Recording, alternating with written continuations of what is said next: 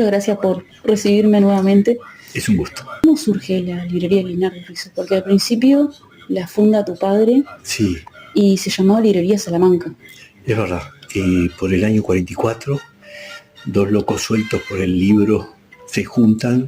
Era mi padre, que tenía otro trabajo, en realidad en el Ministerio de Industria en esa época, y un cantante de ópera que era Rafael Cuartino, y se empezó llamando Librería Salamanca, que también en esa época vendía hasta antigüedades y todo, era un poco más amplia que lo que es ahora, más chiquita pero más amplia. Después por el 52 se va Cuartino y ingresa Rizzo, Juan Ignacio Rizzo, y se mudan acá enfrente a Juan Carlos Gómez 1418. Ahí están hasta el año 80 prácticamente, que es cuando adquirimos este local. Y cuando se mudaron acá el año 52, acá enfrente, es cuando ya empieza a ser exclusivamente librería de libros latinoamericanos.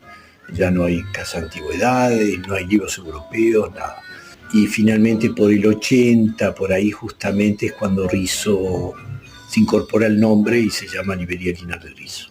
Que se dice sí o no del tema de los túneles. Mandó construir la casa, se ve que le pidió al arquitecto que los túneles que estaban de antes de la casa los conservara, para usarlos como aljibe. O sea, esos túneles que antiguamente, quién sabe qué utilidad tenían, si de escape o de resguardo frente a un bombardeo, pasan a ser un aljibe para esa nueva casa en 1859. Felizmente digo porque otras casas de la zona no tuvieron ese resguardo y ese cuidado, y sótanos como estos los destruían y desaparecían esos rasgos de la época colonial. Cuando hicimos el arreglo del piso, baldosas de estas que nos sobraron, las pusimos ahí, es casi lo poco que podemos tener ahí abajo porque es una humedad tremenda.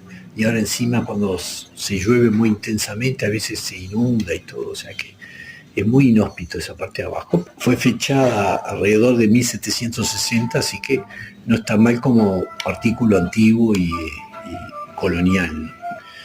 Y actualmente la librería sigue ese perfil latinoamericano. Aunque hay un pequeño sector de libros europeos allá, que yo he iniciado hace unos años, principalmente cuando viene algún libro muy raro europeo en alguna compra, lo conservo, pero nada, en realidad estamos hablando del 99,9% de los libros siguen siendo de perfil latinoamericano. Y tenemos más que nada historia, literatura, arte latinoamericana y novedades uruguayas.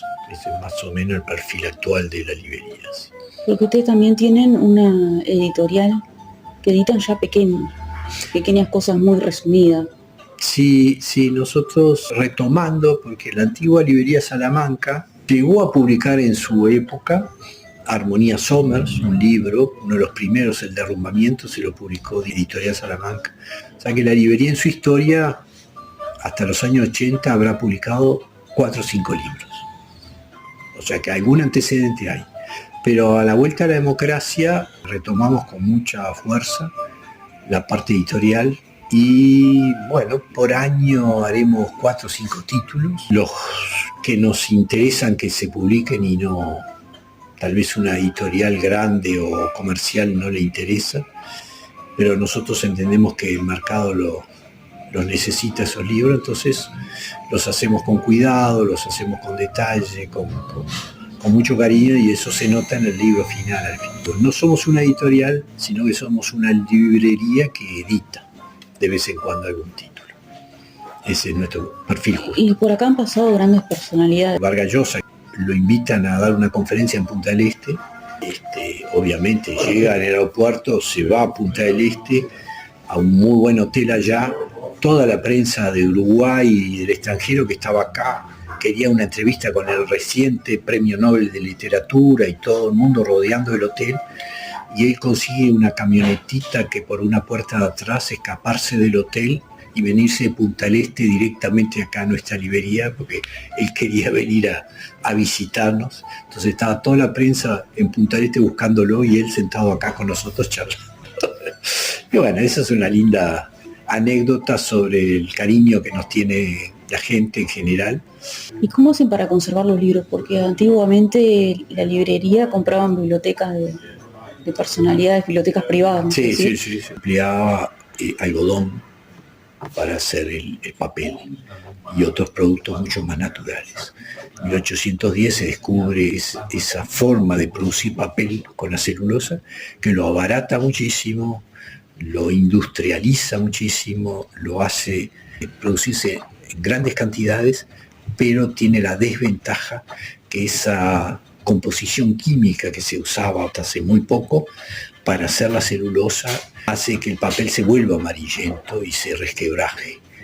Y eso no hay con qué darle, no hay forma. Digo, hay unas formas carísimas de recuperarlo, que algunas universidades, algunas bibliotecas muy ricas lo hacen, en algunos tienen unos procesos, no sé si de recuperación o de enlentecimiento de la oxidación del papel, pero primero sale carísimo, por tanto lo hacen estas bibliotecas solo con libros muy puntuales, muy valiosos, y que a ellos les interesa que no se sigan degradando, pero si no, nosotros en nuestra librería te podrás imaginar con toda esta cantidad de libros, miles y miles de libros, no que sigan su proceso natural, y por ahora se sigue leyendo y se puede ver en cualquiera de ellos. Hay algunos pocos que cuando lo abrís ves que los papeles se quiebran y se hace difícil su lectura, pero por suerte son los menos. Y bueno, y desde unos años a esta parte se ha cambiado la composición química, ¿sí?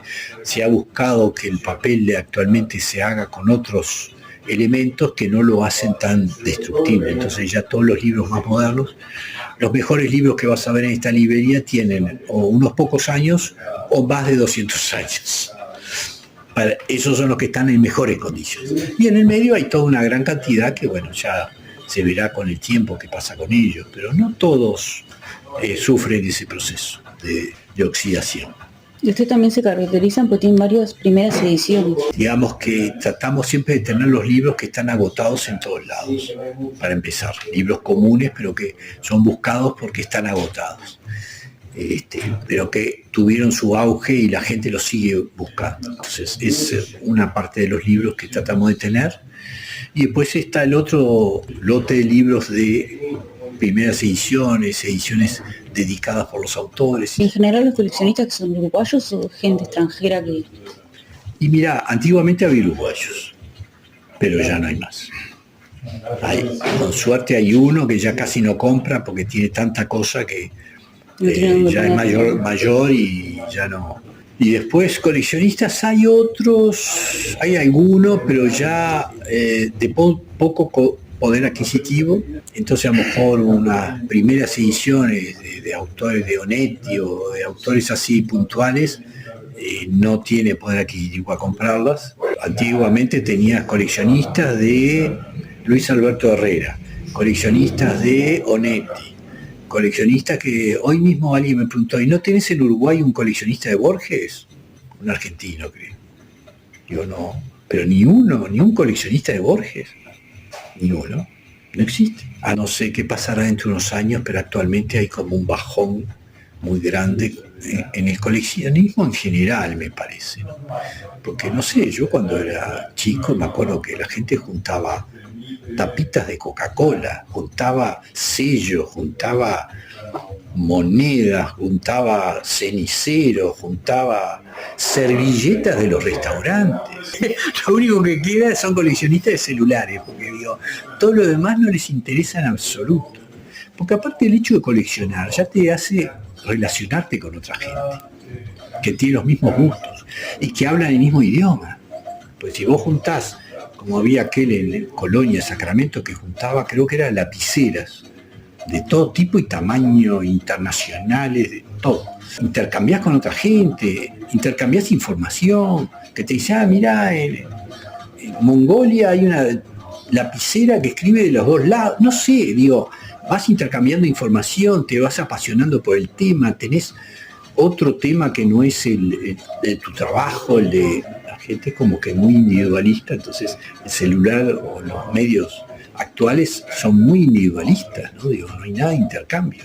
Sí, los reels nada más, pero digo, los TikTok, intercambias segundos de tu vida con otra gente. pero no se compara con sentarte en una mesa con 4 o 5 coleccionistas de lo mismo que te apasiona a ti y cómo te pasan por delante la cara el sello que consiguieron y que vos estás buscando hace años y no lo tenés y ellos lo consiguieron en una esquina y vos decís, pero no puedo creerlo que lo hayas conseguido, ¿cómo hiciste? Bueno, eso antes era hasta divertido, se reunían en un bar a tomar algo y intercambiaban las experiencias. Me acuerdo en libro mi padre, cantidad de anécdotas que cuando le llegaba algún libro raro, él sabía que había 3 o 4 en esa época buscándolo en Uruguay, un libro raro.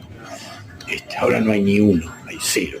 Pero en esa época, me acuerdo, mi padre me contaba, me caía en mis manos un libro muy raro de un viajero, o una primera de Torre García, no sé qué, y yo tenía 4 o 5 tipos coleccionistas que estaban desesperados por conseguirlo. Y yo llamaba o el que hacía más tiempo que me lo había pedido, le daba una prioridad al más. Y después ese invitaba a los amigos y decía, miren lo que conseguí. Este libro rarísimo, ay, ¿dónde lo conseguiste? No te puedo contar, pero y estaba toda esa emoción de coleccionar, de juntar, de ver quién tiene más suerte para conseguir las cosas más raras. El libro te abre otra mente, Por supuesto. Ahí sí te abre otro mundo totalmente distinto. Sí. Yo me acuerdo cuando yo era chico, la diferencia entre un libro y una película basada en un libro es la imaginación. En el libro el escritor te dice, y la persona se acercó a un edificio, a una casa, ponerle en el bosque, y vos tenés que usar tu imaginación. Una casa y te le imaginás una cabaña, a lo mejor de madera, con un jardincito y unos árboles. Y eso en una película ya te lo da. Te da su casa, su árbol, su jardincito, no el que tú te imagines. O sea, ya está digerido el tema de la imaginación. No usás imaginación con una película. Entonces, todos estos medios electrónicos, la imaginación, no hay ninguna imaginación. Desaparece, no requiere de tu imaginación, te lo da todo digerido. Y eso ya se veía en la época en que la gente hacía adaptaciones de películas de los libros, que podían ser excepcionales las adaptaciones, pero perdían lo esencial que tiene un libro, que es que te obliga a usar la imaginación, a recrear en tu cabeza el ambiente, a recrear el lugar, a recrear las relaciones entre esas personas. Bueno, muchísimas gracias. Bueno, nada, por favor.